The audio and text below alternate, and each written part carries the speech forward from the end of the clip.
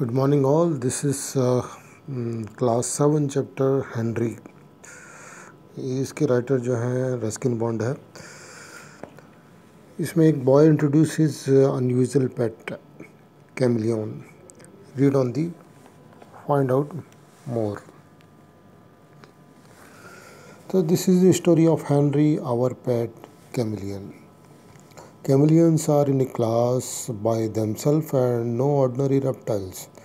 तो ये हेनरी की स्टोरी है जो उनका पेट कैमिलियन था. कैमिलियंस आर इन क्लास, एक क्लास होते हैं मतलब एक अपनी प्रजाति होती है. By themselves and no ordinary reptiles, और वो ऑर्डिनरी रेप्टाइल्स नहीं होते हैं. रेप्टाइल्स आपको जैसे मालूम ही होता है, जैसे लिजर्ड है, कैमिलियन है, स्नेक्स हैं, ये सब रेप्टाइल्स हैं. So these are easily distinguished from their nearest relatives the lizards by certain outstanding features. तो इनको आप आराम से डिस्टिंग्विश कर सकते हैं, मतलब डिफ्रेंशिएट कर सकते हैं, पहचान सकते हैं फ्रॉम नियरेस्ट रिलेटिव्स, जो इनके नियरेस्ट रिलेटिव्स हैं, छिपकली जो लिजर्ड जो है, बाय सर्टेन आउटस्टैंडिंग फीचर, जिनके ऐसे फीचर हैं जिनको आप आराम से उनके छिपकली से इनको डिस्टिंग्विश कर सकते हैं, डिफ्रेंशिएट कर सकते हैं. तो एक chameleon tongue, a chameleon's tongue is long as his body. Okay, a chameleon tongue is as long as his body. तो उसकी जो टंग जो होती है उतनी बड़ी होती है जितनी उनकी टोटल बॉडी होती है, बहुत लंबी होती है. Its limbs are very long and slender and its fingers and toes resemble a parrot claws. इसके लिम जो हाथ पैर, मतलब जो पैर ही होते हैं, हाथ मतलब आगे के पैर और पीछे के पैर बहुत लंबे होते हैं, और स्लेंडर मतलब पतले होते हैं. And it's fingers and toes, जो फिंगर्स और टोज़ जो है इनकी पैरट की जैसे क्लॉज होते हैं, उसको उसकी तरह होते हैं.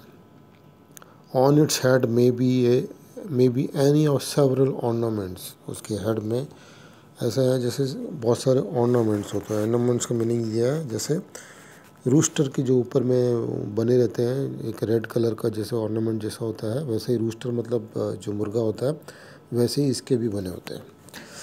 Henry had a rigid crest that look like a fireman's helmet.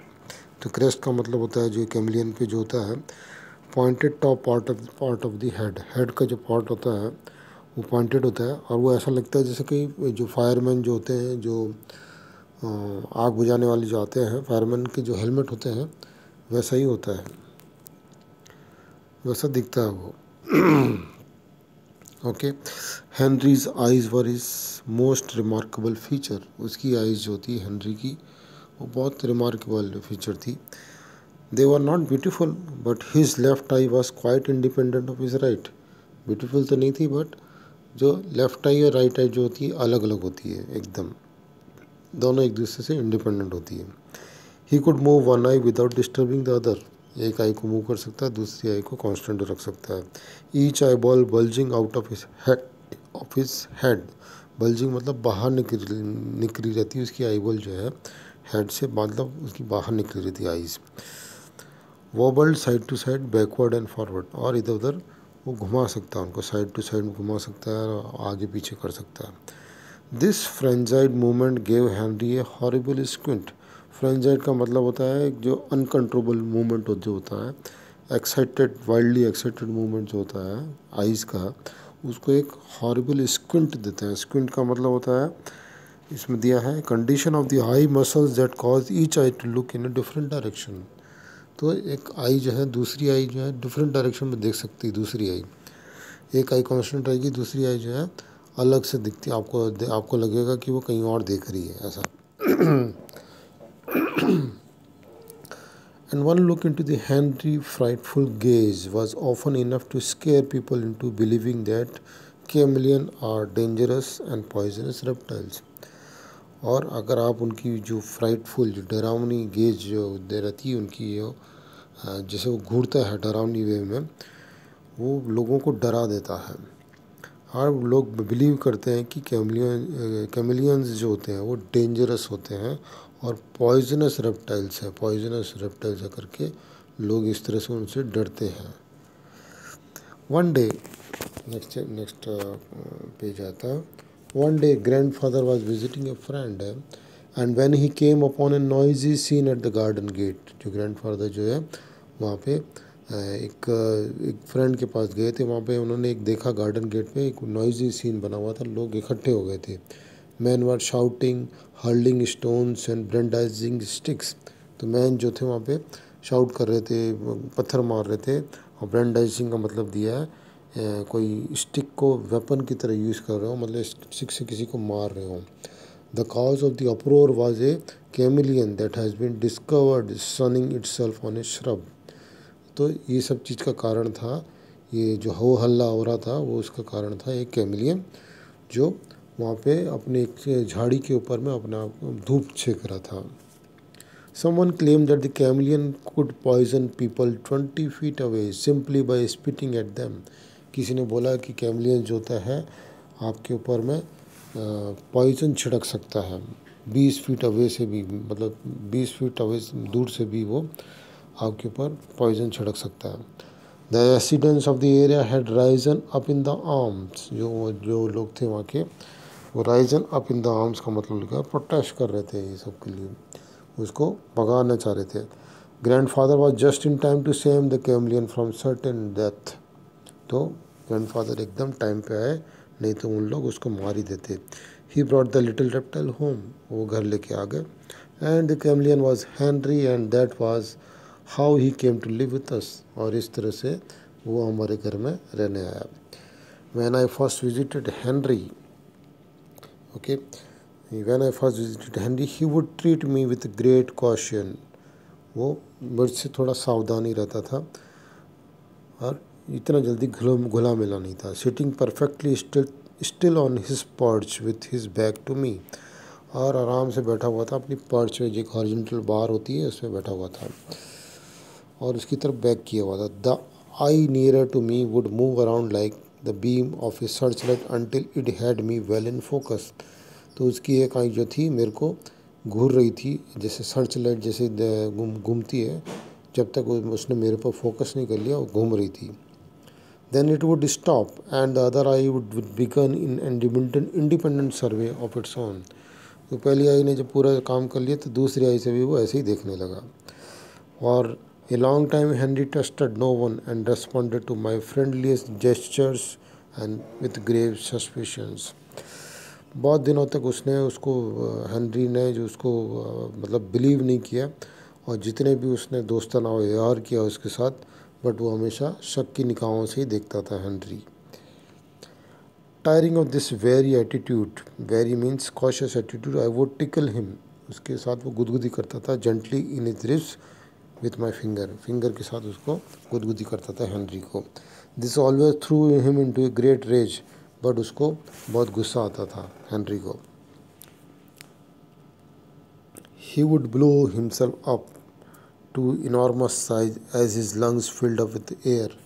वो अपने आप को पूरा लंग्स भर के अपने आप को एकदम फुला लेता था, बड़ा साइज कर लेता था. While his colour change from green to red. और उसके अपना कलर चेंज कर लेता था, रेड कर लेता. He would sit up on his hind legs. पीछे के लेग्स पे बैठ जाता था और स्विंग, और ऐसे ऐसे हिलता था, आगे के पोर्शन को हिलाता था from side to side, hoping to overawe me. Overawe means का मतलब दिया इम्प्रेस करना, नर्वस करके. Impress someone so much that they feel nervous or frighten, मतलब डराने की कोशिश करता था.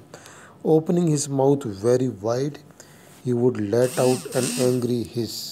एकदम अपना माउथ है खोल के एक हिस करके आवाज़ निकालता था. But this threatening display went no further. He did not bite. But उसने कभी काटा नहीं. Henry was a harmless fellow. If I put my finger in his mouth even during his wildest moment he would simply wait for me to take it out again. मैं उसके अंदर finger भी डाल देता था तो भी वो काटता नहीं था, खाली वेट करता रहता था कि मैं उसको निकाल लूँ. I suppose he could bite. मुझे लगता था कभी वो मुझे बाइट करेगा. But His rigid jaw carried a number of finely pointed teeth. उसकी जड़ में अंदर में finely pointed teeth थे. But Henry seems convinced that his teeth were there for the sole purpose of chewing food, not fingers. But Henry को पता था कि ये सब जो उसके teeth हैं खाली खाना चबाने के लिए हैं, फिंगर चबाने के लिए नहीं है. Henry was something willing to take food from my hands sometimes. Henry was sometimes willing to take food from my hands. This he did very swiftly. और वो उसके हाथ से हेनरी कभी कभी खाना ले लेता था बड़े आराम से. His tongue performed like a boomerang. Boomerang आपको जैसे पता है हवा में फेंकते तो वापस आ जाता है, तो उसकी ऐसी टंग जो थी वो टंग को फेंकता था और वो खाना लेके वापस उसके मुंह में आ जाती थी. And always came back to him with the food, usually an insect attached to it. जो ऐसे ही वो इंसेक्ट कीड़े मकोड़े इस तरह से वो पकड़ता था.